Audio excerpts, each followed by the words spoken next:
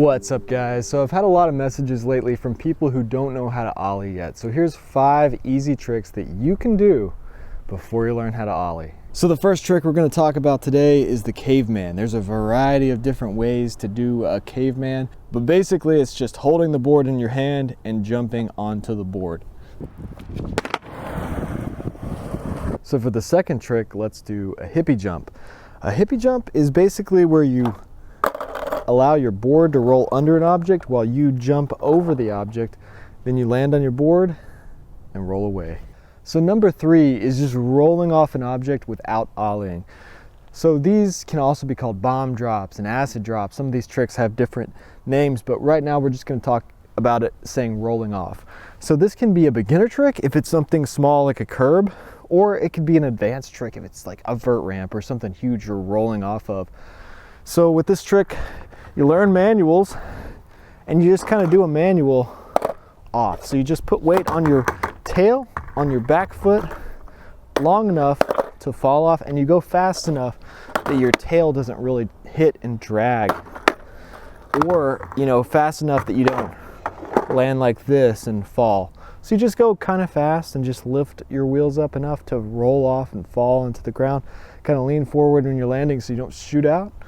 And that's how you roll off of something. You can take it to something really large. You can do a lot with this trick. People leave the weirdest stuff at this skate park. Like, what is this? Is this supposed to be a key? I don't know. You guys probably know exactly what this is, and I just have no idea. It's definitely not stainless steel, on the chain at least. So the fourth trick we're going to talk about today is going to be a boneless. So a boneless is where you grab the board with your back hand, you take your front foot off, plant it on the ground, jump, then jump back on the board. Cool thing about this trick is you can do it as slow as you want. So you can land this first try, because you can literally just reach down, grab your board while you're not moving, step off with your foot, then make a little jump, and then put your foot back on, and you did a boneless. So you can land this first try, and then after you've done that, you just start getting better and better at them until you can do them on obstacles, do them moving, do them higher, do them quicker. But it is an easy beginner trick, and you can do it first try if you really think about what you're doing. Trying to drop in while holding a tripod, and there's puddles everywhere. Oh man. Weirdest possible spot. Just like stuck. This stuff's still gonna be here. I'm not taking any of this stuff, by the way, so if you want a helmet, it's here. Wonder why this park has been here for 20 years and it's still holding up. Look, they didn't even use 2x4s. They used some serious wood when they were building this thing.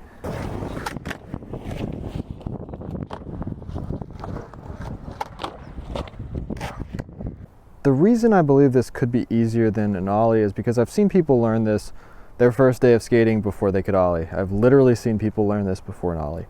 So hang your back foot off, have your front foot somewhere in the middle. Why are my shoes covered in sand? And then you just, oh, that was a bad example. You just kind of shove it. It's like a scissor kick. Let's try this. It's so much easier to actually do it than to do it with one foot. The tail's not popping.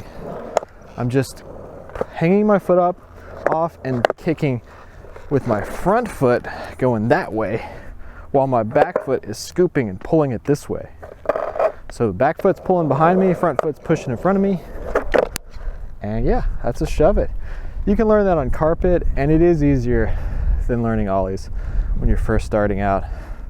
If you have a trampoline, you can learn it really quick. Here we have somebody using this, breaking federal law by using this post office stuff for other things other than post office uses. So I hope you guys enjoyed this video and learned something from it. If you guys like this kind of content, reviews, tutorials, and videos about what I'm learning as I grow as a skateboarder, hit that subscribe button, and thanks for watching.